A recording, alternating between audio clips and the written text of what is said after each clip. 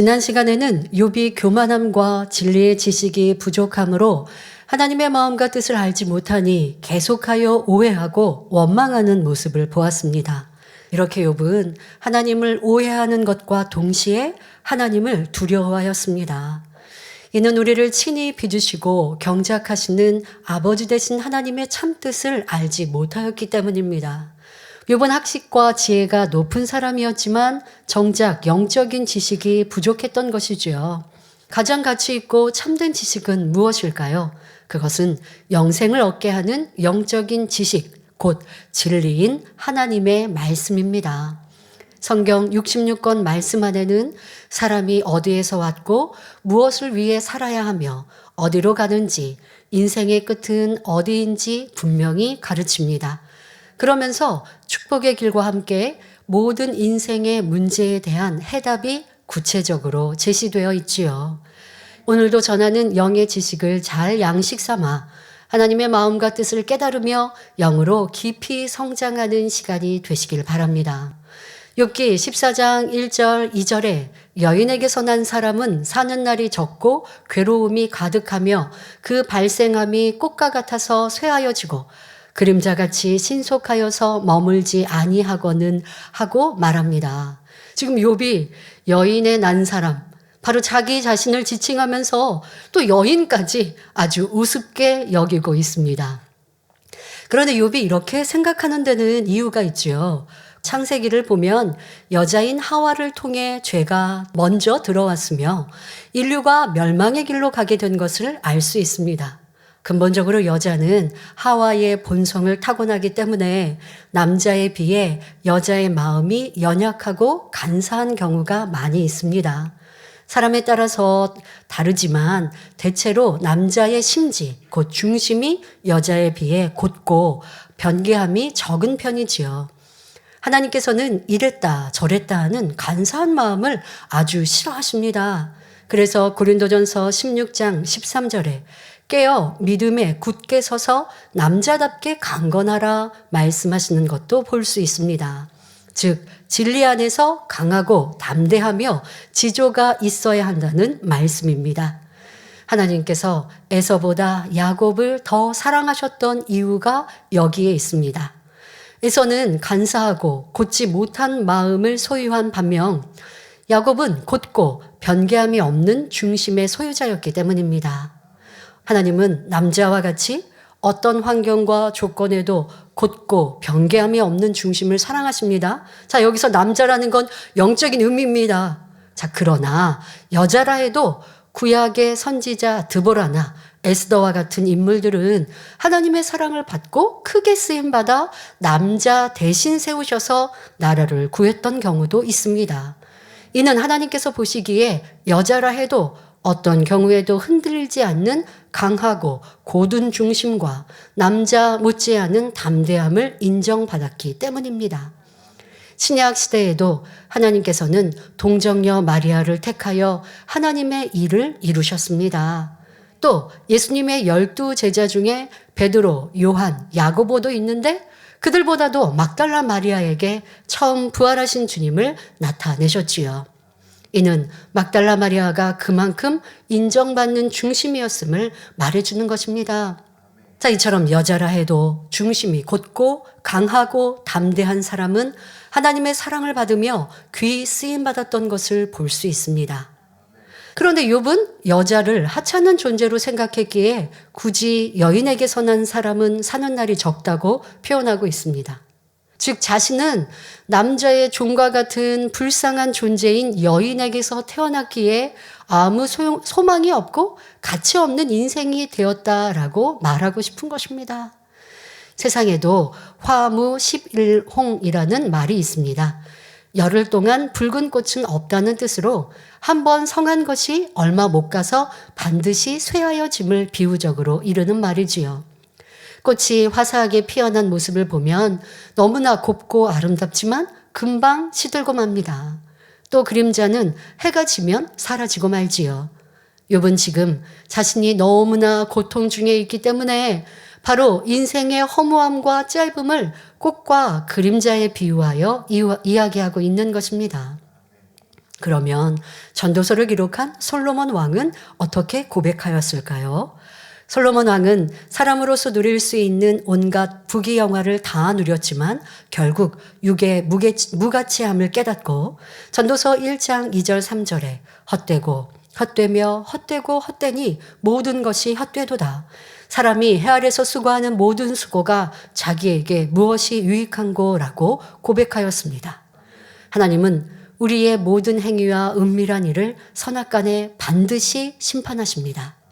따라서 하나님을 경외하지 않고 말씀 안에 살아가지 않는다면 아무리 돈을 많이 벌고 명예와 권세, 지혜가 있다 해도 헛되고 헛된 것입니다. 결과는 죄의 삭신 사망, 지옥에 떨어질 수밖에 없기 때문입니다. 솔로몬 왕은 이러한 영적인 의미를 알고 해 아래 수고한 모든 것이 헛되다고 말하고 있습니다. 그런데 욥은 이러한 영적인 의미를 알지 못한 채 인생의 헛됨을 말하고 있는 것이지요. 이렇게 믿음이 있다면 설령 지금은 환난 중에 있다 해도 과거에 누렸던 축복에 감사하고 하나님의 응답을 기다리며 미래를 소망할 수 있어야 합니다. 그리고 인생이 괴로움이 가득하다는 것은 신앙인들에게 맞지 않습니다. 성령을 받은 하나님의 자녀는 항상 기쁘고 즐거움이 넘쳐야 합니다. 하루가 지나면 신랑 되신 주님을 만날 날이 그만큼 가까웠고 열심히 일한 만큼 하나님 나라와 의가 이루어져 가니 기쁘고 즐겁지요. 그러나 욥은 영의 사람이 아닌 육의 사람이므로 이러한 하나님의 뜻을 알지 못하니 생각하는 것이나 말하는 것이 모두 육적인 것을 볼 수 있습니다. 다음 말씀을 보시면 욥은 욥기 14장 3절 4절에 이와 같은 자를 주께서 눈을 들어 살피시나이까? 나를 주의 앞으로 이끌어서 신문하시나이까? 누가 깨끗한 것을 더러운 것 가운데서 낼 수 있으리이까? 하나도 없나이다 라고 말합니다. 욥은 앞서 말한 꽃이나 그림자처럼 허무한 자신의 인생을 주께서 눈을 들어 살피고 신문한다며 따지고 있습니다. 자기의 지혜를 최대한 동원하여 하나님 앞에 대항하고 있지만 진리로 비춰볼 때는 옳지 않은 말이고 너무나 우스운 모습이지요. 물론 욥의 말대로 하나님께서 욥을 살피시는 것은 맞습니다. 그러나 신문하시는 것은 아니지요. 하나님께서 욥을 이끌어서 신문하신 것이 아니라 욥이 스스로 자초하고 있는 것입니다. 오늘날도 하나님을 심판하시는 하나님, 무서운 하나님으로 오해하는 사람들이 있습니다.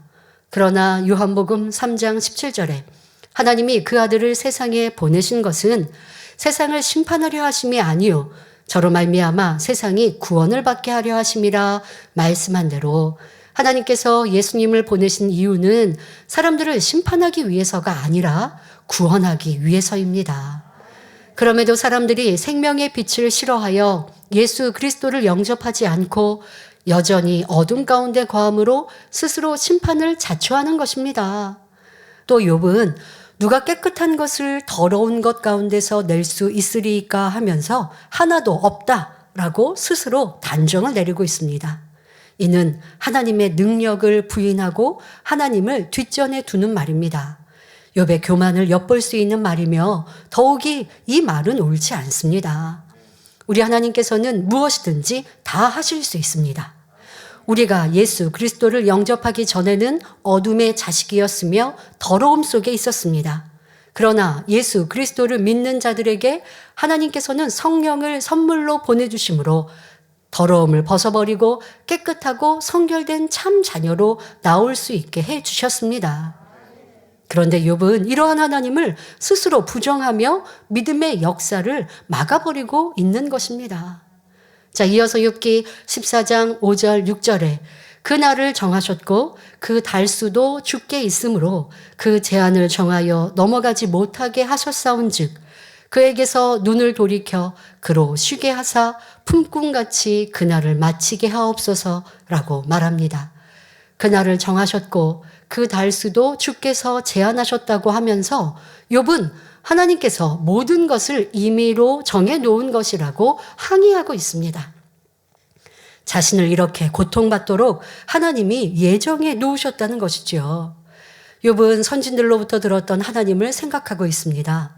그런데 그 하나님을 잘못 이해하고 있었습니다.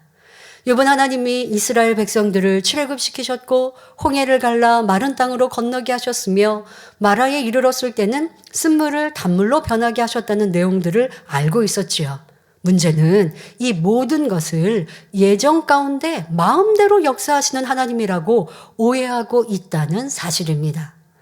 욥이 생각해 볼 때 하나님은 예정해 놓고 사람을 살리고 죽이는 등 마음대로 하시는 분이라는 것이죠.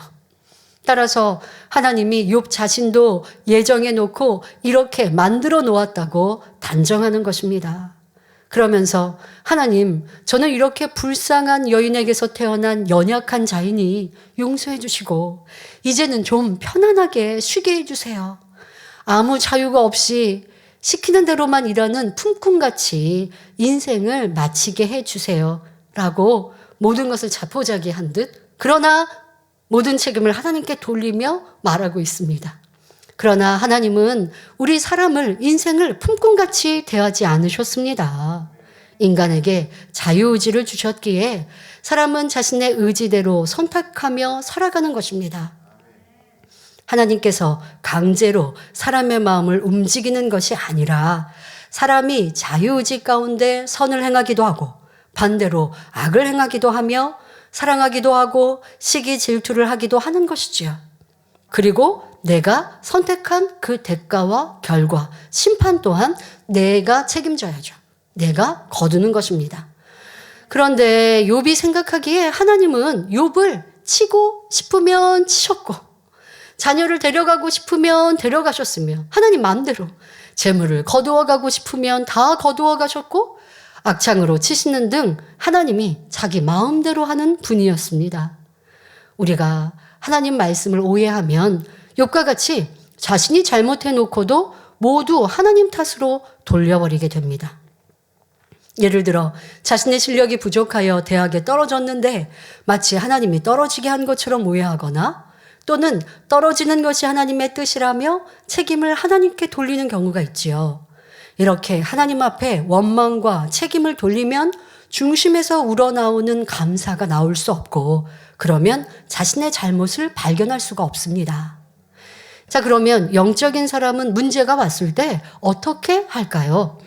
설령 앞길이 꽉 막히고 사망의 음침한 골짜기와 같은 상황이라 해도 믿음의 고백을 하며 하나님을 의지합니다. 자, 예를 들어 선지자 요나는 니느웨로 가라 하신 하나님의 말씀에 불순종하여 다시스로 도망가다가 풍랑이 일어났고 배가 이제는 침몰할 위기에 이르렀습니다. 자, 이렇게 하나님 말씀에 불순종했던 요나는 바다에 던져졌고 큰 물고기에 지금 삼켜진 바 됐습니다. 요나는 절망한 것이 아니라 3일 동안 하나님 앞에 철저히 회개를 하더라는 것입니다. 이렇게 철저히 회개하고 감사 기도를 올리니 하나님께서는 큰 물고기를 주관하여 요나를 육지에 토해내게 하셨습니다. 자, 이처럼 감사할 수 없는 상황에서도 감사를 하면 하나님의 마음이 움직이는 것입니다. 그런데 이와는 반대로 욥은 원망과 불평이 끊이지 않으며 아예 부정적인 고백으로 하나님의 역사를 막아버리고 있습니다. 그런데 욥은 예정의 하나님으로 잘못 알고 있는 것이 문제이지 중심에서는 하나님 말씀대로 살아가려고 하는 순전함과 정직함이 있었습니다. 그래서 하나님께서는 연단을 통해 욥이 잘못 알고 있었던 것들을 올바로 깨우쳐 주고자 하시는 것입니다. 결국 욥이 진리를 깨달아 회개하고 악에서 돌이킬 것을 기대하시며 바라보고 계시는 것이지요. 욥은 아직 암담한 현실 앞에 절망하고 있지만 사실 하나님의 큰 그림 안에는 그에게 올바른 깨우침과 진정한 축복을 주시기 위한 섭리가 담겨 있는 것입니다. 욥은 이 땅의 삶이 끝이라 생각하기에 천국 소망이 없었습니다. 그러니 자신의 비참한 처지를 탄식하며 끊임없이 부정적인 고백만을 늘어놓고 있습니다. 그러나 저와 여러분은 이 땅의 삶은 잠시 잠깐이요 영원한 천국이 있음을 알기에 소망 가운데 하루하루 믿음의 행군을 할 수 있습니다. 설령 시험이나 연단이 와도 믿음으로 인내하며 감사함으로 하나님의 뜻을 찾고자 하지요. 로마서 8장 18절에 생각건대 현재의 고난은 장차 우리에게 나타날 영광과 좋게 비교할 수 없도다 말씀합니다. 그러므로 우리 만민의 성도님들은 장차 새 예루살렘에서 누릴 영광과 행복을 늘 마음에 새기시기 바랍니다. 그리고 이 소망 가운데 항상 기뻐하고 범사에 감사하며 하루하루 믿음으로 승리하시기를 주님의 이름으로 축원합니다.